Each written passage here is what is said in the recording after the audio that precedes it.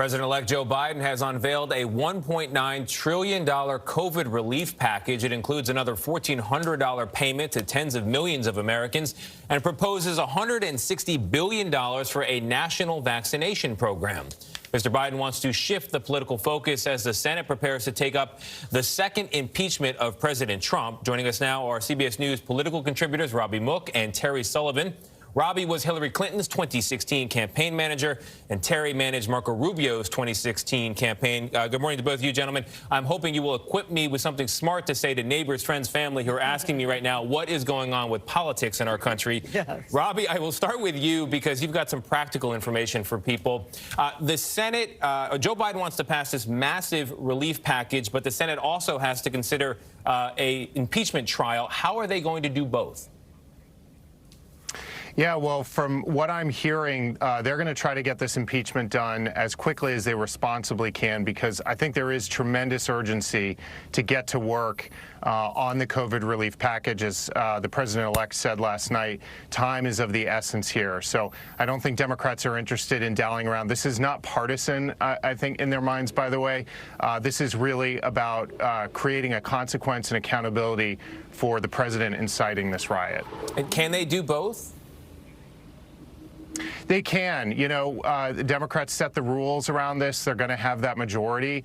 And I do think it's realistic for them to do a speedy trial and get right on to doing the other business. I'm also hearing alternatives where they may actually pass COVID relief first and then go to the trial. They have a lot of different options here. All right. Now, I was going to go to Terry on President Trump, because that's the big question here. He will no longer be president, but if the Senate rules it can be done under the Constitution, he may still face impeachment or conviction in the Senate with this hearing. It would take 17 Republicans, Terry. One reading of the situation is that Republicans would love to see Donald Trump go away forever. They just don't want to be seen doing that in public. Do you think 17 Republicans will come along and vote to convict on impeachment?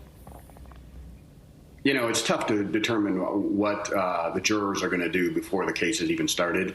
So I don't know. I do think that the Republican Party is ready to move on in most ways. I think both parties, I mean, in the last 4 years, both parties have become a one-issue party, and that issue's been Donald Trump. And I think that what we're seeing now is both parties want to quickly move on and start talking about other issues. Well, I think the Republicans need to keep looking at those interviews with the police officers who were beaten with the American flag, and we're hearing rioters say, kill him with his own gun. So I'm curious, Terry, about Mitch McConnell in particular, who says he hasn't made up his mind about whether he's going to vote for conviction. A, do you believe that? Or B, do you think he's engaging in strategery? And if so, what is his game plan here? Yes, Gayle. No, I mean, yes, what, Terry? Yes to all of the above. Look, I think he means it. I think everything Mitch McConnell does is engaging in strategery. It's who he is as a person, and he's very good at it. And look, he's keeping the president on a short leash for the remaining days of his presidency and putting him on notice, no more screwing around, or I'm going to vote to impeach. And so, and it's seems to be somewhat working. We haven't seen any overly irrational things in the last 72 hours since he said it, and that's a pretty big deal for Donald Trump. Terry, so it seems to be working, the strategery. Terry, I'm really curious because you've got, well, you say that I think the leadership of the party may be ready to move on from Donald Trump. Are Republican voters ready to move on? Because I'm looking at polls that's saying they don't blame Donald Trump for what happened at the Capitol. Yeah, I don't know that it's not even both parties. It's America has become a one-issue country, and it's just fixated on Donald Trump. And a lot of what you see, look, the guy who's wearing a Native American headdress or bull costume and is in jail in Arizona is a shaman. I mean, he's not the demographic of a conservative Republican. So I think what you saw is a lot of crazy people following the lead of one crazy person, the President of the United States. And so I don't know this is an ideological issue or even a partisan issue. It's that he has made this a fever pitch nation, and it turned everything about him. And I think America hopefully is ready to move on, and that's what it's really about. Robby, if you go back to 2008, the Democrats took the White House and both houses of Congress, and the Republican position wasn't to retool and change their message. It was to fight, to dig in deeper, and to try to make Obama at that time a one-term president. Do you expect a similar approach here where they just obstruct, obstruct, obstruct?